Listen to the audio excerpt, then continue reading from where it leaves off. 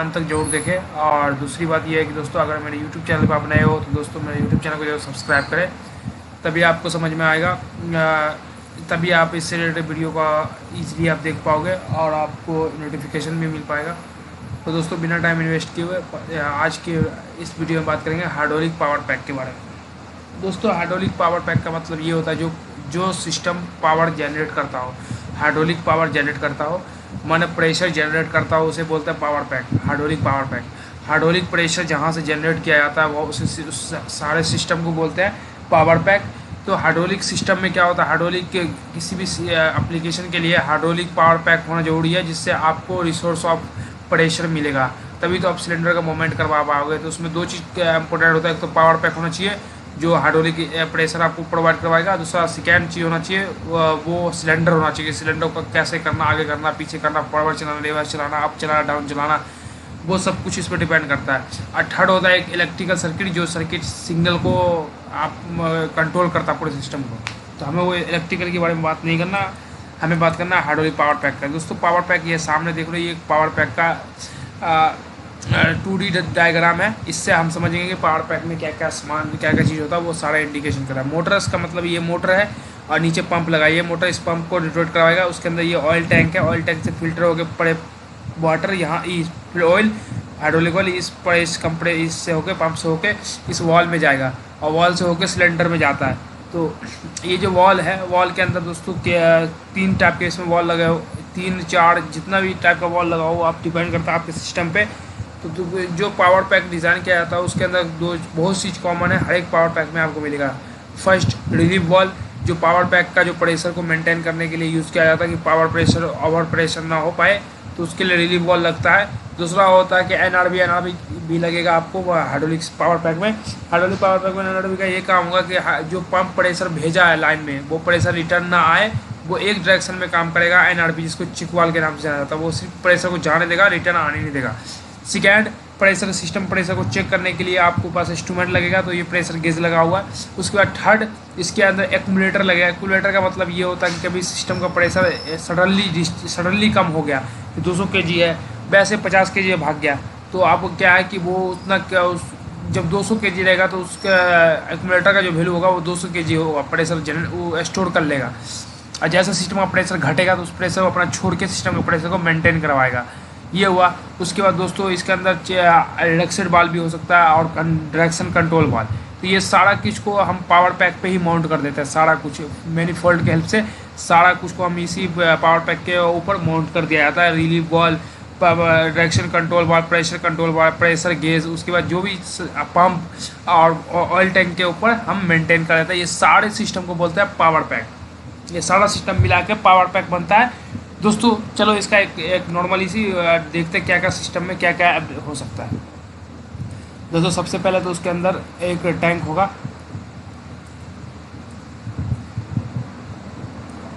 ये हमारा oil tank हो गया। उसके ऊपर दोस्तों हमें एक मोटर लगाना पड़ेगा, जिस तरह हमने मोटर लगा दिया, ये एक मोटर लगा दिया। उसके नीचे दोस्तों आपको एक पंप लगाना पड़ेगा, जो पंप इसके ऑयल को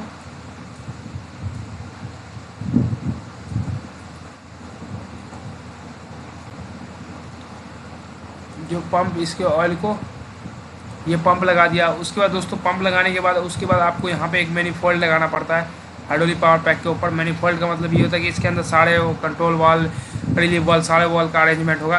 तो यहाँ से दोस्तों सिंपल है कि यहाँ से स्टार्ट होगी लाइन, सॉरी वन साइड, एक मिनट,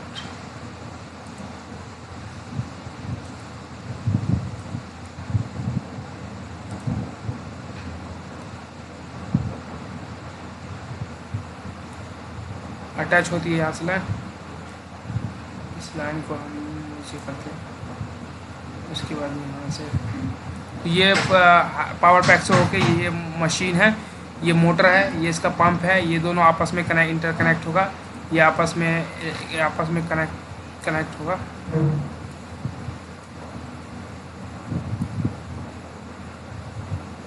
कपलिंग होगा।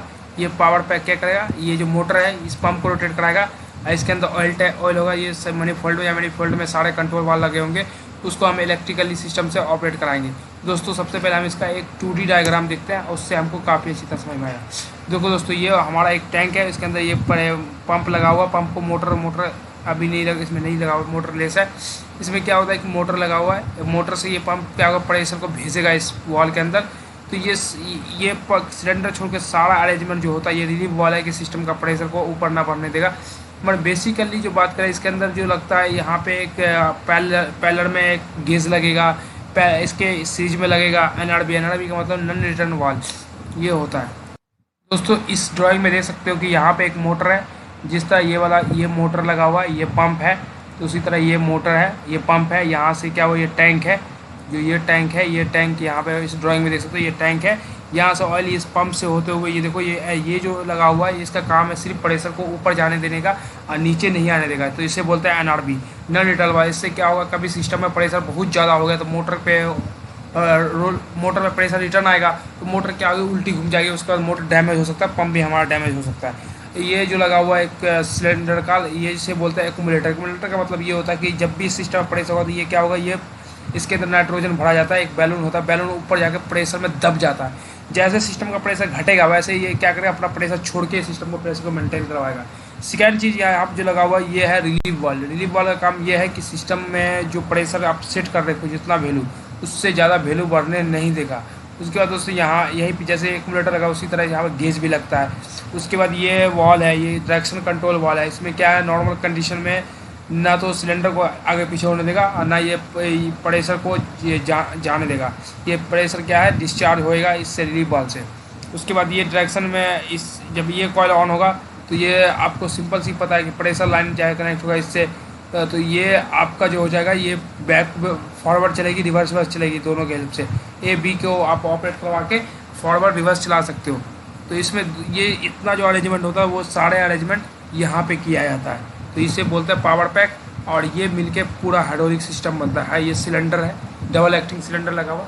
दोस्तों इसमें कुछ ज़्यादा का डिफरेंस नहीं है, बस इतना ही मैं समझाना चाह रहा था कि ये पावर पैक में होता क्या है। पावर पैक में ये सारे कंट्रोल वॉल्व का अरेंजमेंट है, ये गेज है, प्रेशर गेज पता है प्रेशर कितना। उसके बाद इसमें दोस्तों पावर पैक में दो चीज़, मैनुअली भी ऑपरेट करने का सिस्टम दिया होता है। उसमें एक हैंडल लगा होता है, इस प्रेशर को आप सीधा अपने इसमें हाइड्रोलिक सिलेंडर भेज के उसको सिलेंडर को मूवमेंट करवा सकते हो।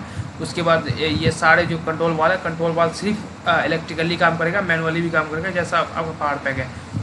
उसके बाद रिटर्न लाइन में आप समझ सकते हो कि ये जो है रिटर्न लाइन का मतलब ये होता है कि ये जो प्रेशर भी जो रिलीज, जितना भी प्रेशर रिलीज होना है वो रिटर्न लाइन से होकर टैंक में आएगा।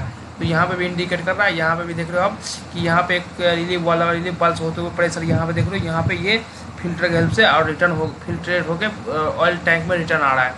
उसके बाद लेवल इंडिकेटर भी लगा होता है पावर पैक पे, कि पावर पैक में पता चले कि पावर पैक के अंदर ऑयल अवेलेबल है।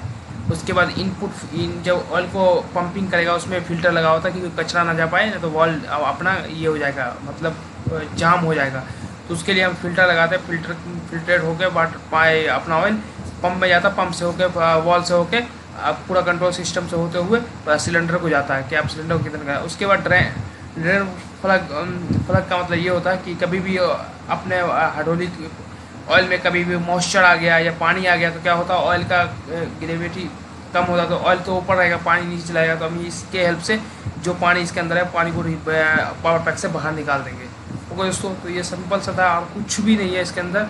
पावर पैक एकदम सिंपल होता है कि सारे कंट्रोल वॉल का अरेंजमेंट, उसके बाद पंप का अरेंजमेंट और उसके बाद ऑयल का एक टैंक पे सारे को अरेंजमेंट को पावर पैक बोलते हैं, जिसमें वॉल आएगा, कंट्रोल वॉल आएगा, रिलीफ वॉल आएगा, उसके बाद प्रेशर चेक करने का इंस्ट्रूमेंट आएगा, उसके बाद पंप आएगा, उसके बाद ऑयल आएगा, ऑयल टैंक आएगा। ये सारा कुछ को ऑयल टैंक के ऊपर हम अरेंजमेंट करें, इसको बोलते हैं पावर पैक। उसके बाद सिलेंडर अलग से लगता है, सिलेंडर को मूवमेंट के लिए यहाँ पर से आपको 2 पॉइंट यहाँ पर दिया होगा, उसके हेल्प से आप सिलेंडर को लगा सकते हो। अब सिलेंडर में क्या होता है, सिंगल एक्टिंग होता है, सिंगल होस पाइप जाएगा, डबल एक्टिंग डबल होस पाइप जाएगा। तो सिंगल होस पाइप में ये होगा कि वही होस पाइप उसको चलाएगा भी, और वही होस पाइप उससे प्रेशर ऑयल को रिलीज करके उससे फॉरवर्ड भी चलाएगा, रिवर्स भी चलाएगा। ओके दोस्तों, तो काफ़ी अच्छी तरह समझ में आ गया। पावर पैक कुछ होता नहीं, सिंपल है और काफ़ी अच्छी तरह समझ में आया होगा। तो थैंक यू फॉर वॉचिंग।